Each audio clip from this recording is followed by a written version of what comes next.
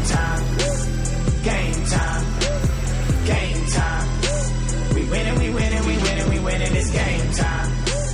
Game time. Welcome back to the Game Time Greatness Podcast. I'm your host, Brandon Scott, Commissioner, along here with two-time runner-up, Colin Christian. What's up? What's up?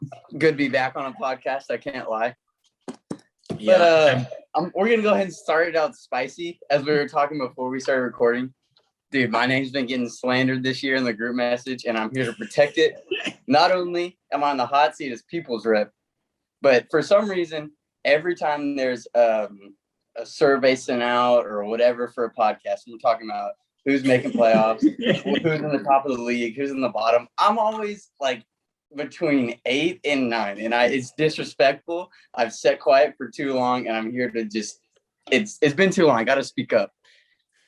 So my stats are right here from modern GG era. So starting, I think that was 2013. So when we went from 10 to 12 or 8 to 12. Yep. So since then, since 2013, I have made playoffs 6 out of the 8 years. That is 75% of the time. Not only out of those 6 out of 8 years, I have finished out of 3 to 6 times I've been in playoffs, I finished in the top 3. So that's 50% of the time I make playoffs, I'm in the top 3. And 38% of the time of all time, I'm in the top 3. That is higher than most people's percentages of making playoffs that are slandering my name. Not only on the law right now. I'm tired of this. And then 5 times out of the 6, I finished in the top 5. So that's further than the top half of the league. So that's 83% of the time I finished in the top half of the league. And 83% of the time that I have made playoffs, I finished in the top 5, which that's not that impressive. You only got to win one game. But that is 62% of the time I've been in the league that I've made top 5. Now, okay, playoffs, whatever, screw it. We're going to scoring. So 5 out of the 8 years of GG, I have been in the top half of scoring in the league with points for. So that is 63% of the time I am either 6 or higher in points scored.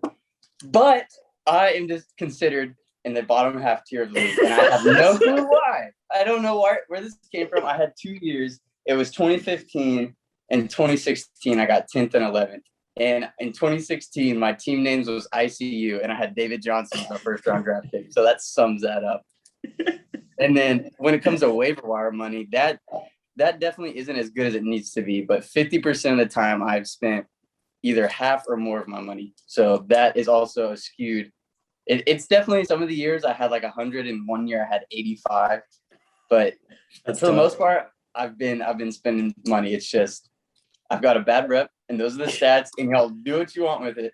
I think, wow, dropped a bomb on them right off the get-go. The 75%, I mean, that is, wow, you left the chat. You're on Colin's iPhone now. Oh, rip. No, it's fine. Someone's calling me. 1 second. But anyway, that was just absolutely crazy. I did not expect that high. I normally rank you higher than most. I normally rank you 5th or 6th. But still, I do understand why people hate on you. It's because you kind of have that, I don't really know what I'm talking about. And that's just the vibe you give off. Yeah, okay, I'll give them that. Because when I was going through these, I was like, I'm never the one who does the research. But in my experience as a fantasy owner, research before the draft gets you basically nowhere, in my opinion. It definitely, you can have a better draft, but when it comes down to it, it's so many different factors involved. Waiver wire is huge.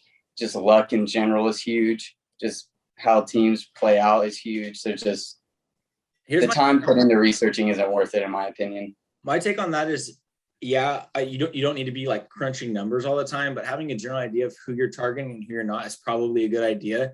Yeah, that's fair. To feel happy about your team, because ultimately fantasy is about enjoying your team and getting to root for the players that you picked, right? You don't want to pick a bunch of players you don't want to watch. Yeah. I mean, you want to watch players you like and you believe in. That's why, honestly, the last few years, it's been tough to trade with me. I've had offers that are good. Jake sent me a fabulous offer before the season offering Kamara, but yeah, I couldn't do it because the players I drafted, I liked. I want to watch them play. I want to root for them. I mean, it's just an emotional attachment. It's not logical, but fantasy is not always. you all the things you read and all the where you got them, your value. You're like, oh, I can't let them go. That's too much. Yeah, exactly. But no, great stats. I like it. And one thing that Jarvis needs to learn from you, even if you don't spend you may have only 3 pickups on the year, but you'll spend $25. So you're down at only 20. Like if you spend 3 pickups, 25, yeah, you're down to only $25. It's not that hard to spend money. People, it really isn't. If you only spend 25 on a player, even if nobody else bids, they're not going to flame that bad. It's once you start getting like 50 plus, that's when people start flaming. Yeah. But it has to be worth it at that point. Jarvis needs to learn bid high. I saw you made, let's talk about that real fast. You probably spent $60 this week. I know. Which I was impressed with. Things though, to where it was like I wanted them, but then at the same time, I didn't want all 3 of them, and it just happened to pan. I did put hefty amounts on each of them, but I thought at least one of them was going to be overbid. I think you needed them badly. Your team was really shallow. I think even if if you get 1 out of 3 right, it's worth. I know. What I was really looking for is either, hopefully, I got 2 tight ends, Cole Bennett, if you're listening to this. So, hey, you need some trades? I got you. I was really just looking for a flex for when bye weeks come. So, hopefully, one of them pans out. Let's move on to the last week's matchup real fast. And we won't spend too long on it. We'll kind of run through it, mention the heartbreaks, the close games, that kind of thing. We'll start it off with me, unfortunately, losing by Mike by 4 points. Dude, that was tough. Really tough. Shepard leaves in the first quarter. Julio doesn't play in the second half, essentially. I mean, I think I win if one of those players no doubt. The game. Going to 1 and 2 sucks. It's one of those, like we've kind of talked about it before. It's like the ping pong numbers, but I play Holmes this week. I'm hoping for a bounce back. 2 and 2 is not bad, but you don't want to go 1 and 3. You definitely do not want to be. Oh yeah, that's definitely a hard comeback. Huge win from Mike. Mike was telling me his upcoming schedule is like Noah, Zach, Jake, Ethan. Like he's got like some lineups coming up, and I don't know exactly. Maybe I think you're in there too. Like he could literally lose the next 4 or 5 games, so it's good for him to pick up the win. Oh yeah, for sure. Funny thing though, when we were climbing the other day, I think it was last Thursday or Monday. Actually, this Monday, yes, when it would have been, or maybe Saturday. I can't remember, but y'all's projected scores was literally like 0.01 to being a tie at the moment. I was like, to start or I guess not really starting the season, but at the beginning of the season, that'd be so funny if y'all tied again that early on. Yeah. Just to bring up some memories. I don't want to talk about it. Let's move on to yours. Let's move on to Matt's matchup. Our division's really good, dude. I mean, it's the best of the bunch. And I know obviously we're biased. Me and Matt did the podcast last week. We said the same thing. Again, biased. Yeah. I mean, Matt lost with 145, probably would have beat half the teams in the league. Yeah. We had a team win with 105 and we had a team win with 140. So he would have beaten all those 4 people in those matchups at least. So really tough, but I mean, you had a dominant week. Your team is just boom bust. And revenge game. Yeah, while that's scary, I mean, boom bust team, how you win the championship. You just got to boom a few games in a row, and that's how you win it. I mean, you don't want to. Yeah, you're not going to win a championship like that. That's true, but it's so stressful when you have a boom or bust team and you are in playoffs, because then there's nothing you can do. There's no like, I'm putting up 160 this week. It's we'll see. I hate having boom bust teams. You'd really rather just a boom team, but that's not always possible. Yeah. It kind of gets you under. I think it was a huge point for you, huge win for you this week. Yeah. I mean, it definitely is. 1 and 2 is 1 and 2 is a lot harder to look at than 2 and 1 for sure. All right. Last week's matchup of the week was Jake and Noah, and it turns out to be a perfect prediction. We had the 3rd highest and the 1st highest scoring. Jake falls to 0-3 with almost 170 points scored. That's really tough. I feel bad for him. Yeah. I know Noah doesn't, going 3-0, probably said, hey, son, that's where you belong at the bottom of the leaderboard, something like that, or 3-9 or whatever his number is. Poor Jake, though. I'm pretty sure right now, the last time I checked, I want to say it was probably after that matchup is when I looked at it, but he was like 100 points for over anyone in the league almost. Like he was, and to be 0-3, that's tough. That's why I'm nervous for this week, dude. He's due for one. I think he's just as nervous just because, I mean, if he goes 0-4, that's 0-3 is bad. 0-4 is like, oh, that's kind of devastating. That's kind of, I don't want to say GG, but I hate to tell you, Jake, if you go 0-4, I don't know about playoffs. It's pretty tough. Oh, I hope you just know you just made his revenge clip video, and I know. If he beats me this week, that's all he's gonna like. He's gonna keep sending a group message. Yep. Moving on to Grant and Zach. Grant picked up another huge win. His team is interesting because I don't love his team, but they're definitely heating up, and he's one of those people that gets good waiver pickups. So him being 2-1 at this point in the season, I think is really good news for him. He has Saquon, who's coming back healthy. Obviously, yeah, that's pretty scary. Huge for him that Dalvin Cook was out. I mean, if Zach has Dalvin Cook, Zach probably wins this game. I mean, maybe not, but Dalvin Cook's just that guy. I mean, maybe. I mean, it's still pretty. I mean, he still beat him by a decent amount when it comes down to it. Yeah, 13. So definitely played that well. But Grant with an important win. And then talk about Holmes' season, because Holmes got his first win versus last year's. Yeah.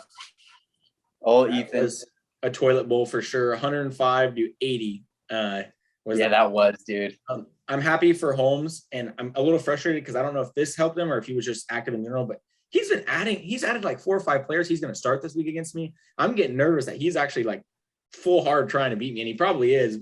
But I'm hoping for like Holmes that just like wouldn't touch his lineup. I don't really care. Yeah. It's not what I'm getting, I don't think. Who knows? Has Bud Holmes come out of retirement? Is this what's happening? Maybe. And then last matchup, Jarvis got a huge win, going 2-1. I mean, we know we've heard some predictions out of Jake, and this is singles, the year of the singles, right? Yes, sir. It is. Oh, well, maybe. The 0-3 is a tough argument on that take there. but I mean, Jarvis 2-1. Here's what it comes down to. There's no such thing as a easy win or weak opponent in our league anymore. Yeah. They end up being easy wins because of an unfortunate draft or some injuries or something. But I mean, it used to be, if you played a certain player, you were going to win that week almost 100%, right? There was going to be those teams that were 1-13, 2-13, or whatever the record is, where they only win 1 or 2 games here and there, and they're really just free wins. We don't have free wins. We don't have bad players. Like, for example, I know Jarvis is, considered that bottom tier in our league. He's the other 2 leagues, I'm pretty sure he's like 3-0. Like, he's dominating everyone. Like, if you're an average or below average in our league, you're an elite level fantasy player in other leagues. Like, our league point, and that's what we hope to build when we started it, and it's gotten there. We're just a good league, and most of our players are pretty knowledgeable and skilled at fantasy. Yeah. Dude, that's why I had to waste half of my waiver wire on just some randoms, really, because it was like, well, if someone else wants them, and I feel like there's only 3 or 4 names each week that people are going for. I mean, I probably grabbed a few randoms, but no, I actually up on decisions like that. I like the people you grabbed. I'm not gonna lie, especially that guy from Tennessee. I mean, I've never heard, when you've never heard of somebody and all of a sudden he breaks out. I'm like, ooh, that's interesting. I know. And then they go back to what you're doing. You're like, and they go back to their 2-point week. Our topic for this week was just general player surprises. We just felt like, good or bad, this would be fun. Week 4 in the season, we're starting to get reads on people, and we're starting to really feel what's up. So, Colin, you start us off with one of your people that you thought were surprises. Well, I had Jake at the top of my list, so I'm going to go with his surprise. I went with Debo on his team. He has just been going crazy for him. So, I mean, he's going to be an all-year starter for him. I mean, that 31. The last week he was kind of but 31-16. That's not bad at all for drafting in the 7th round. Last week he was on possibly the best cover corner in the league, Jair Alexander. Obviously, I'm biased because I'm a Packer fan, but man, it feels like he clamps. It feels like he clamps down. Like, Jake asked me going in, he's like, "Is Jair going to be on Debo?" I was like, "Unfortunately for you, yes." And I mean, he still had an okay game. I think I didn't really look what he had, but I mean, he's definitely gonna have better weeks to come. But yeah, 5 receptions for 52 yards. That's amazing pick by Jake. Dude, he had 10 targets though. That's insane. 12, 8, and 10. Yeah. Okay, I had Jarvis, and I'm going to say Trey Sherman's been a surprise, and I don't know if that's a good or bad surprise. He literally was drafted in the 8th round, expected to be a starter by the end of the year and a stud. Was a week 1 inactive, so literally couldn't even make the roster. Week 2, he's on the roster, and I don't think he does much. Or he gets like 1 carry, gets hurt. And then week 3, he's thrust to the starter role, and he got like 12 points or something. So I'm like, what do you even make of that? How can you go from healthy scratch, like you're not even good enough to make the team, to now you're the starting running back? Like, it's just been a surprise every week with Trey Sherman. And I think it might be for like that for a little bit with Jarvis. So that's why I hear. Yeah, you hate to see that because that's such a mental game too. Before every week, like come Sunday morning, you're like, oh, what am I doing with him this week? Yep. Who do you have next? Let's see. So you did Jarvis. So next on my list was Matt, and I think everyone's gonna guess the same one, dude. Cooper Kupp has just been outstanding for him. Like, everyone probably assumed he would be a decent receiver, but no one expected putting up. That is just unreal. No one expected what Cooper Kupp. To be fair, I mean, they didn't come out with the report before the season that they were getting breakfast and coffee together. Yeah, I know, dude. I mean, sure would have drafted him just off of that information. I mean, I didn't really have a chance to draft him where I was at, but I mean, he would have flown up draft boards for sure. Oh, no doubt. Dude, he has 5 TDs. That's insane. I have him in Dynasty, and he's just been really good. It's ridiculous. All right. Next, I have good old Cole Bennett. Oh, the great CB. Cole has 2 players. One, I'd like to mention Swift. Maybe not a surprise to some, surprise to me. Swift has been surprisingly good as a running back for the Lions. I usually don't associate anyone on the Lions to be decent, but he has gotten like 20 points a week, I want to say. And then bad, or maybe not even bad, but like a surprise of how not elite for me he's been is Ridley. Ridley has been so average for to be the only one on that team to get targets. And if you look, he's getting like 10, and he's only getting like 12. I mean, 12 to 15 is not bad, but man, I really thought this was the year I'd be a top 5 or, maybe a 30-point a week kind of guy. But it doesn't seem like, at least right now, and it's only through 3 weeks, so we don't really know. But just for this point in the season, he's a surprise for me. Yeah. I mean, Falcons aren't that great either, though. So that could be, that's definitely contributing to it. Oh, for sure. I thought that would help, though, because it'd be so bad that he'd getting lots of passes. Yeah, he'd just be getting all of it. Yeah. Who do you have? So you just went with Cole. Okay. Next, I had you on my list. So, ooh. I mean, you probably already know who I'm going to say, dude. Brandon Cooks. He's just been insane for you. 8th round pick. And let me look at his numbers real quick. 18, 22, and 20. That's just unreal. And he only has 1 touchdown between all 3 weeks, and he's still putting up those numbers. Like, that's outrageous. I would say he's been a huge surprise. Him and both Shepard. Shepard got hurt last week, so obviously we couldn't play for this. Both those late round guys are just kind of slot guys that I was like, okay, maybe 10 points to fill in on a bye week. And those guys have been studs. Last week, especially with Cooks, man, he had freaking Davis Mills throwing to him, and he still put up 20 points. Yeah, I know. Dude, he's putting up those points. You're in for a good season with him. Yeah, I was happy. Okay, so next, I'll do you then. I mean, we don't need to talk about this one. I mean, it's Mike Williams, the dude. Yeah, unreal. I thought about sending, me and you had some talks for DK Metcalf, and I almost thought about offering some trades for him just because I wouldn't have let him go. Is a funny thing. They're both. I mean, DK has been decent, he's been fine, but man, Williams is fun to watch. He's on a fun offense. Like, he's one of those players I was talking about. Like, yeah, you could probably trade him for someone good, but he's fun to watch. He's huge, 6'4", plays on a fun offense to watch, and he scores touchdowns every week. Like, how can you not? Dude, I was literally off such a bad loss that I'm glad I didn't make the trade because I kind of waited a week, and then I was really thinking about dude. There for a little bit, I was like in an impulse to just accept just because I was like, that was such a bad week. Like, if I would have lost last week, dude, my roster would be completely different this week.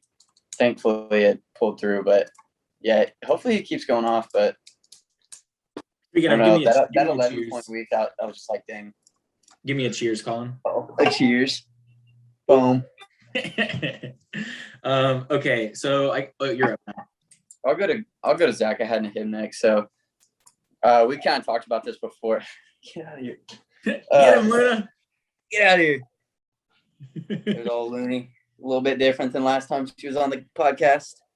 So I had Gronk and Godwin. So we're looking at their stats. Gronk has 4 touchdowns and Godwin has 2. So 3 weeks into it, they have 6 between the 2 of them. I don't have a lot to add. I mean, I was surprised how consistent Godwin's been. I mean, I with those Bucks players, usually they're kind of inconsistent. One has a good week, one doesn't. But crazy for him. I mean, you can't say much else. I'll go ahead and You really can't. for Mike, surprise was Ayuk. Kind of similar to Jarvis, where it's like, Oh man, poor guy. I wouldn't say bad yet, but I mean, the dude's been garbage the first 2 weeks. Yeah.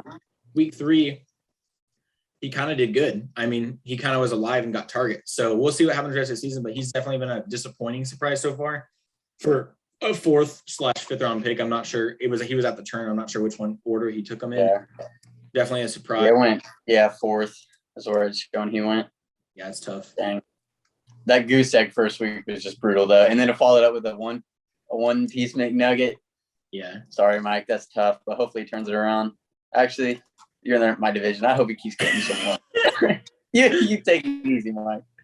All right, who do you have? Also, I'm salty that he's above me in the rankings just off of points, even though I beat him. That's just bothering me right now. I need him to drop a low just because I beat him. All right, who do you have next? I had Ethan, and I put down Amari Cooper. It's just unfortunate that he hasn't been putting up. I mean, he's not been too bad, but it's not been the best. It's all much, honestly, watching the game on Monday though, I felt like they just almost just forgot about him. I should almost say they just only look for CD. I should almost say he's not a surprise because I feel like he does this where he has boom weeks and then gone weeks, but I don't know. After week 1, it felt different. It felt like this was his year, and Cowboys were just going to be a good offense. But it's like, what happened? Like, where's he been? And just went from that very first insane first week to I don't know.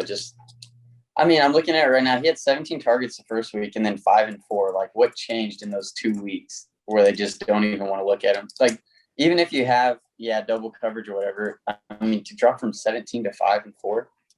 Like, they're not even looking his way compared to what they were.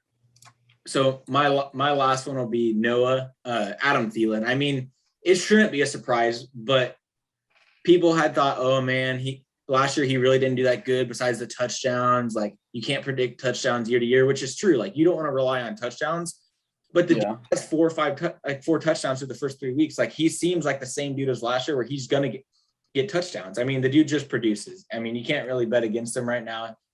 He might be inconsistently in the season, but right now he's been an amazing, good surprise for me. So, yeah, no doubt. Let's see. So who's left is Grant and Holmes. Do you want to take Grant or you want to take Holmes?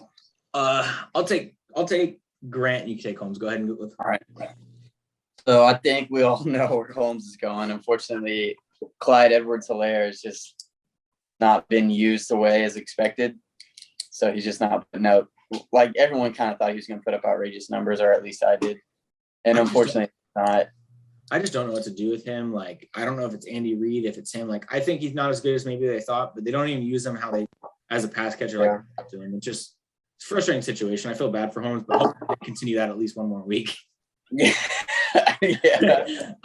Let's go on to Grant's. Tom Brady, man. I mean, I should have back to the Bucs, dude. Their whole offense is putting up numbers somehow.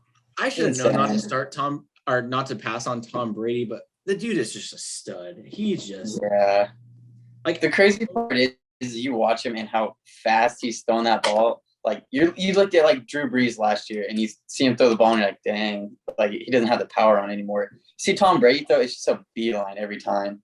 Yeah, it's really impressive, and I mean, it's just the dude's a beast. And what else can you say? I mean, literally TV12. Yep. Okay, last thing I want to say before we go into our week 4 matchup predictions and our game of the week is I love divisions.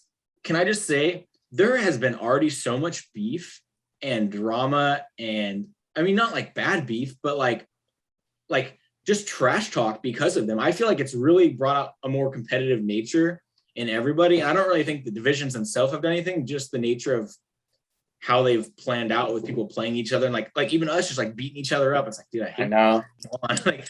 like just some of the trash talk and beat like for example, at the end of the Packers game when Jake was getting so he's like, I hate the Packers, and I was like, well, that's what you get. You deserve to have Adams drop 50 on you for always rooting against the Pack. Like, just like the beef like that, like it fires you up about fantasy. It's fun when you're winning, and it's really not fun when you're losing. I'll tell you that. No doubt.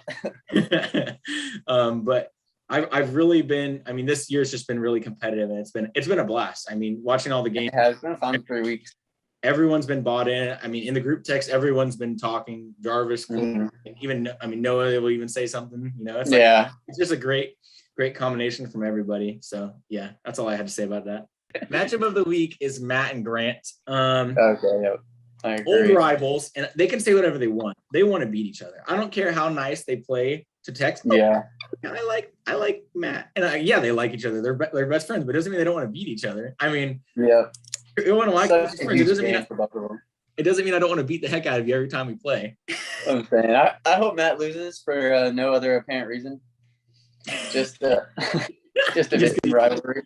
Yeah, dude, I love that. There's at least some division rivalry going on between everything, like because you and Matt both put each other, just because I think the Chicago incident probably, but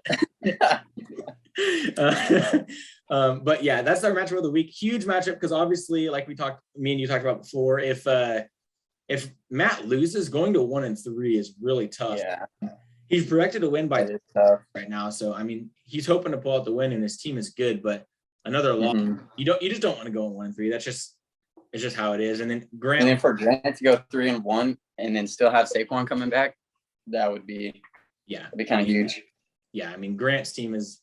I kind of talked about it earlier, but I mean I feel like they're going to heat up as the season goes on, and 3-1 would feel like not locked for playoffs, but you're in a good spot for sure.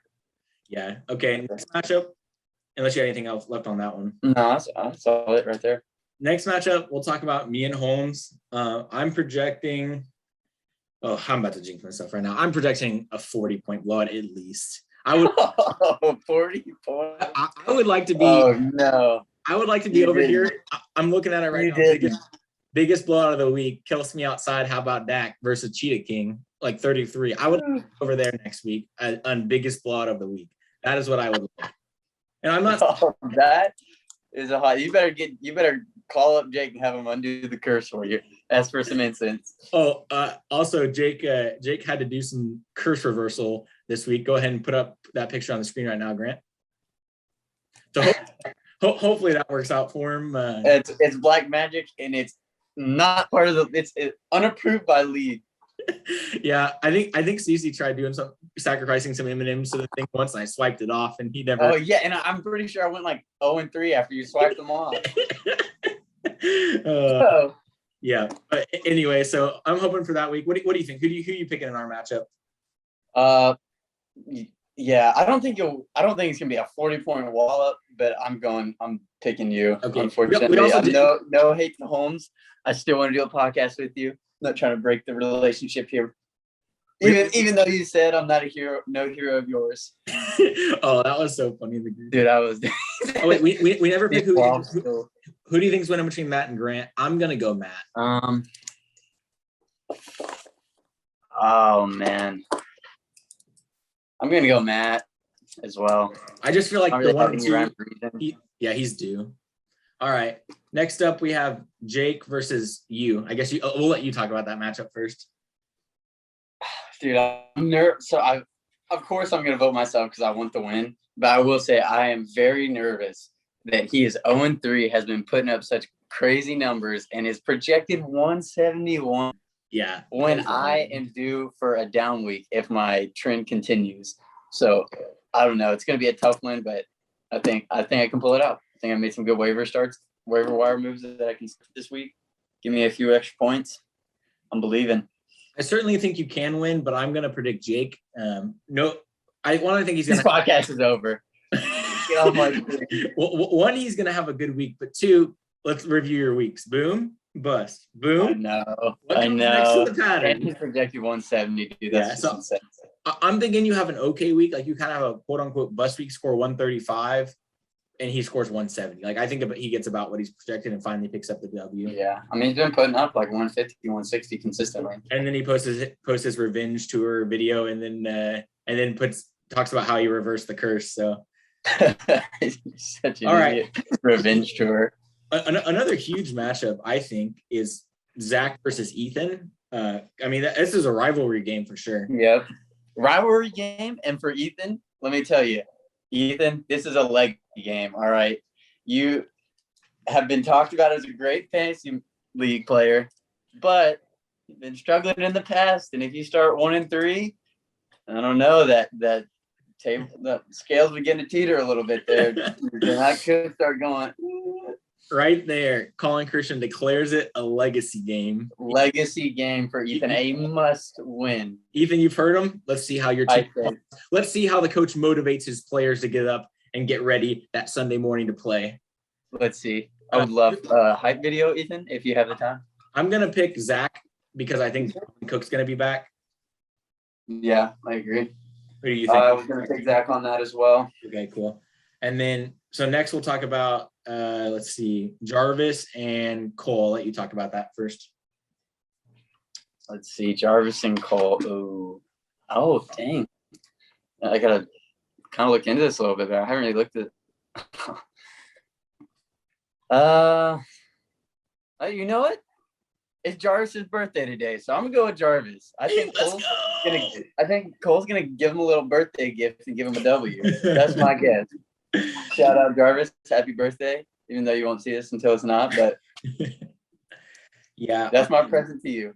I am going to go Cole, and I think this might be an over 50-point blowout. Here's my reasoning. Yeah, on paper it's not looking good. I actually wanted to pick Jarvis, but when I clicked on this matchup to actually look when you said that, Derrick Henry plays the Jets. AJ Brown is hurt. Julio Jones is hurt and may play, may not play. If his two starting receivers are out, Derrick Henry is going to run for 400 yards on the Jets. Derrick Henry himself is going to score 60 points. And that is why I'm predicting a huge win for Cole, even though Derrick Henry right now that you're saying it, he's had 10, 47, 19. He's due for 50. I really think he's going to have a huge week. And, I mean, maybe he doesn't. I just think, unfortunately, for Jarvis, who I hope wins the game, just because I root for Jarvis. When he's trying right now, and I want him to overcome that step of he needs to get over that step to make playoffs. I want him to get there. But I think Cole wins this game. So, all right, last matchup of the week, we have the Arizona Cardinals and versus Terry Potter. I'm going to be honest. I've liked Noah changing his team name. I kind of like those team names. I know some people were adamantly against it. Back when I was your mom, I thought it was hilarious. I know some people did. Yeah, your mom was a good one. Arizona Cardinals. The thing about Noah's team, I wonder, is what is he going to name his team if he wins? Because mine, obviously, if I won, my team name would have been your mama trophy. When I took whoever's mom it was that week. I don't know what. I was thinking about that the other day. That's the one thing I don't know.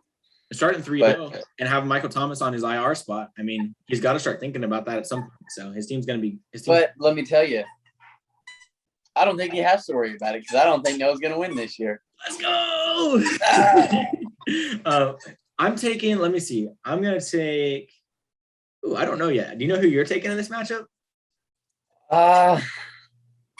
Dude, it's so close. I don't know. I'm going with Mike. I think Mike will win this. I'm gonna pick the upset here. I was thinking I was gonna pick Mike till at least one of us did, just because I was like, I think Mike deserves a vote here. I mean, his team has a side. But since you went ahead and picked him, I'm gonna take no. I mean, Thielen, Adams, Keenan Allen is kind of a disgusting receiver core. That's really good. And Hawkinson's been really good. And he's got to figure out his flex a little bit, I think.